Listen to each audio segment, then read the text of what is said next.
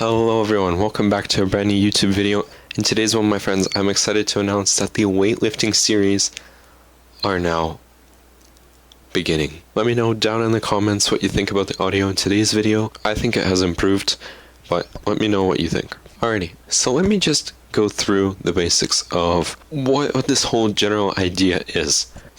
If you are somebody like me who is focused on themselves after the public kind of rejecting you in a sort of way, then you've come to the right place.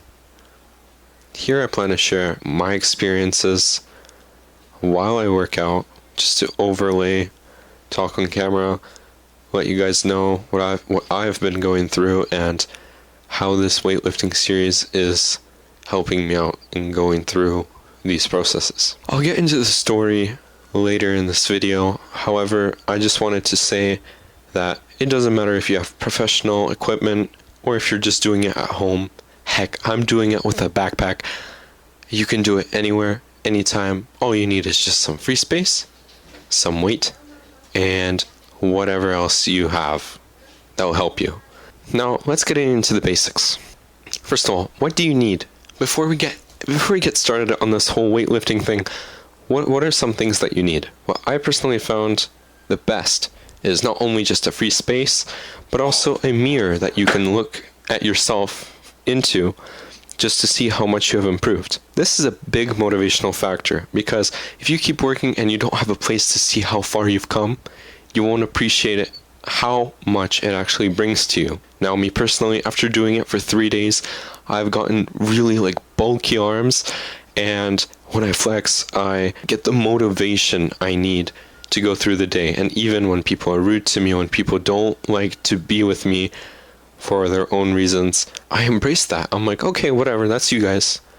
I'm working on myself, and that's all that matters. Right, so let's get into the basics of how you're gonna make your weight.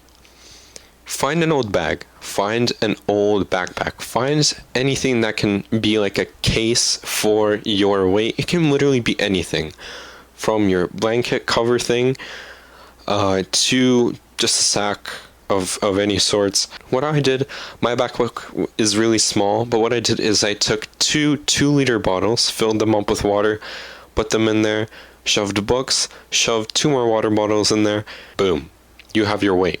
You don't have to have a lot of weights to do exercises at home. This one weight can be enough. Now, if your backpack slides a lot and the option of tightening the belts is not a possibility, then you can choose to strap a belt or some sort of rope around the backpack and your body and tighten it up just so that it doesn't slide around. So let me share what my routine actually looks like. I like to start off with something easy, called body athletics. What does that mean? Body athletics means that you use your own weight to do the exercises. So that means starting off with just 10, 15, 20 push-ups just to get your blood flowing.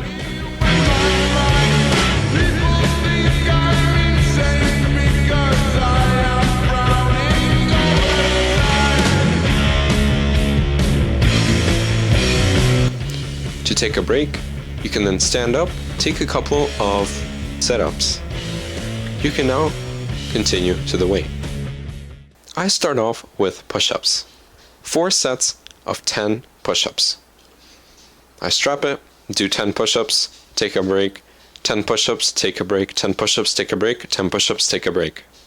The break can be adjusted according to how you're feeling. Like for me, it can last anywhere from 2 minutes to 3 minutes.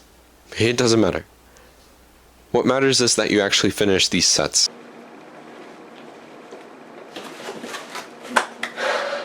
Yes. Usually in between these sets, I like to do other exercises, such as bicep curls. Now I do 20 bicep curls, and that's for each arm. So I like to do 4 or 5 sets for each arm. So I do 20, then I switch to the other hand, 20, switch back, 20, 20, 20, yeah. All that times 5 or 4, whatever. But then again, it can only go as far as you go. So just don't push yourself too much because you'll end up straining your muscles and it will hurt the next day. To relax afterwards, I lay down on the floor, I take the backpack, and I start doing some bench presses with it. When I do it, I do up to 50 or 60.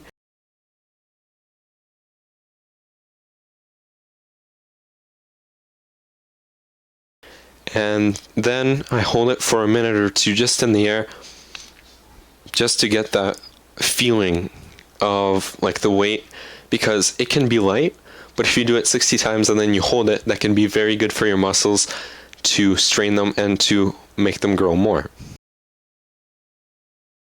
After that, I go on to my tricep curls.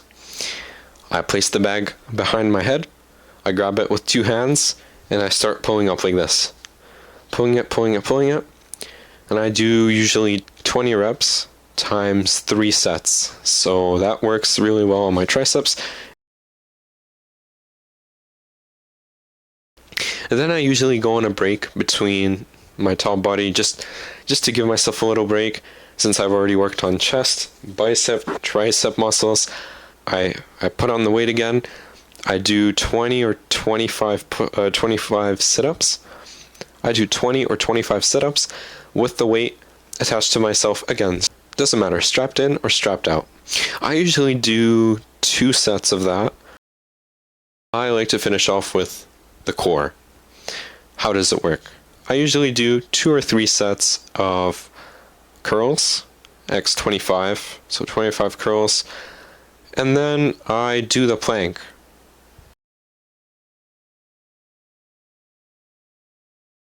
Now it can be both, either with or without the weight attached. So it really depends up to you, whichever one you want to do.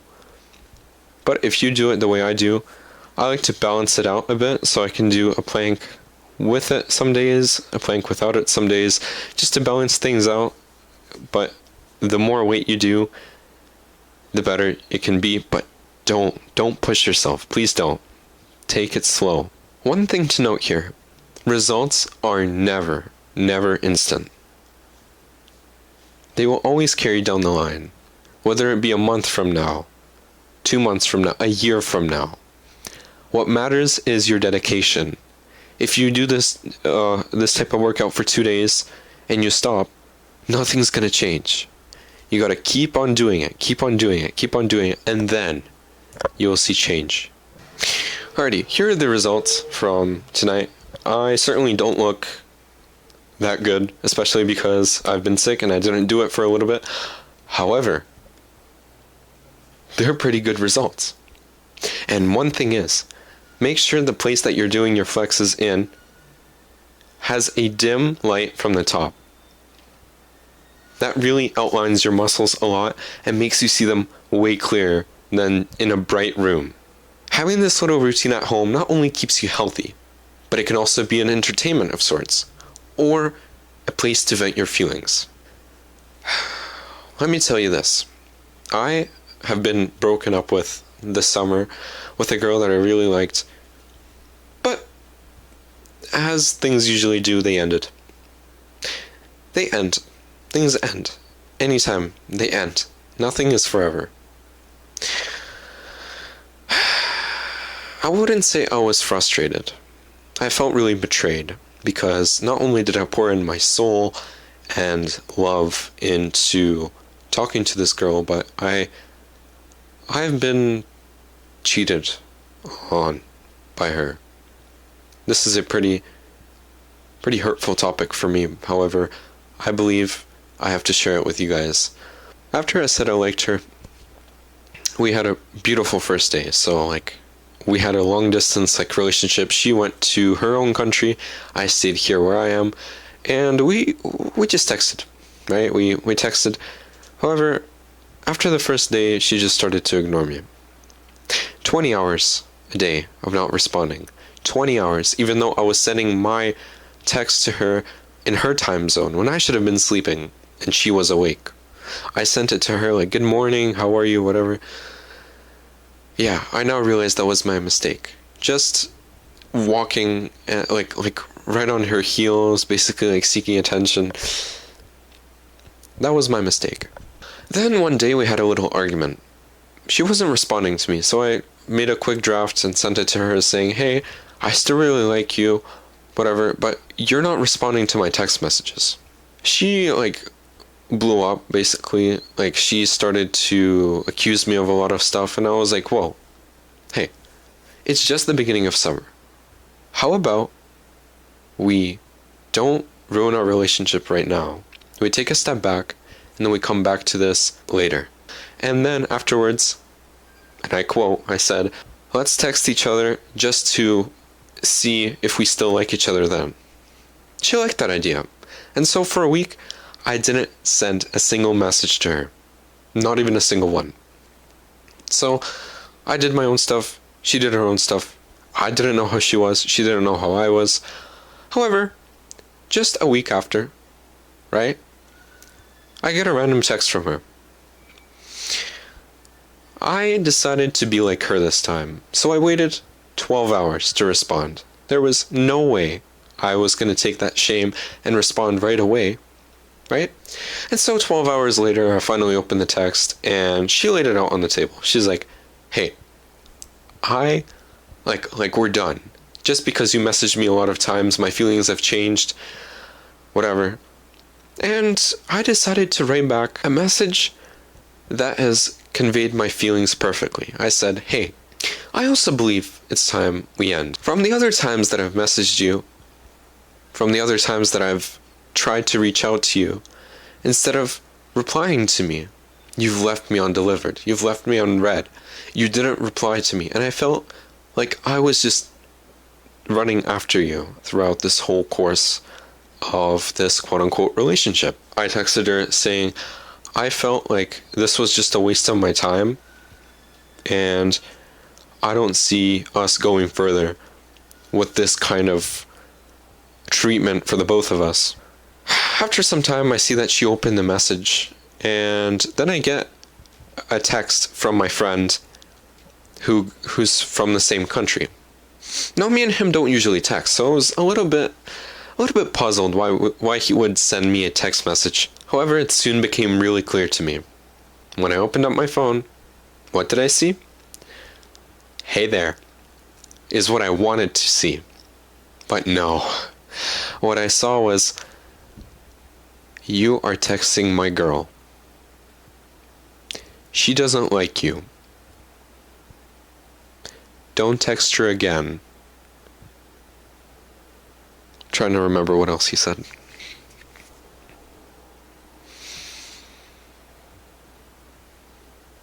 She never liked you, so you better back off and not text her again. Now, this is coming from a guy who I've known for a year, and a girl that I've known for a year, so we weren't just one-day buddies. We messed around with each other. We had a pretty good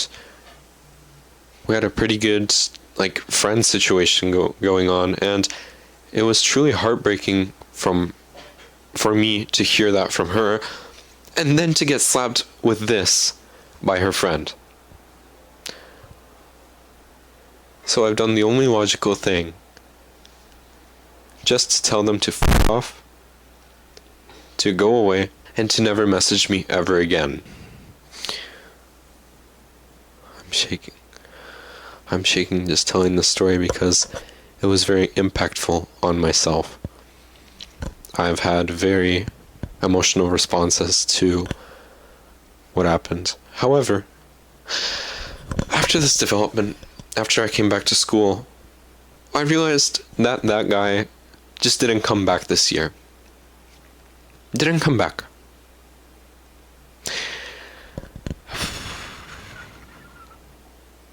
And as for the girl, of course, she still goes to my class and whatnot. However, I realized that at a certain point in your life, if you're unlucky, fate will eventually catch up. Fate will say, alright, it's your turn now. Do whatever you want. And so every day when I come back to school and I see this girl, I can't help but laugh. Somebody who has broken me down has caused me to rebuild myself. rebuild myself into a bigger, stronger person. A bigger person at my core. And no matter how much she acts out, no matter how much she rolls her eyes, no matter how much she tries to avoid me, I know that it's myself that I've learned to respect. And I know that what's in me, the willpower, it cannot be destroyed.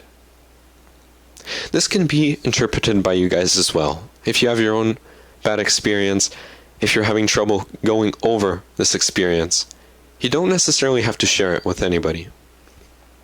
The best you can do is grab a backpack, shove some crap into it, start lifting, and after some time, you'll be a whole different person. Last year, I was really friendly, not only to this girl, but to every one of my classmates. But this year, I strolled in with my chin high, a big smile on my face, and nothing but confidence going off of me. Suddenly, I didn't rely on anybody to be my companion. I didn't rely on anybody to be there in my group. Nobody ever was in my group. Not after what happened with my old friend. Not with this friend, but the other one that I'm going to share in the other video. However, I realized when you start valuing yourself, you don't care about what they say. You don't care. You could have given a less of a shit to what they're saying. All of a sudden, you play out in whole different colors. If somebody breaks you, nobody but you will rebuild you. And these are the golden words that I can share with you.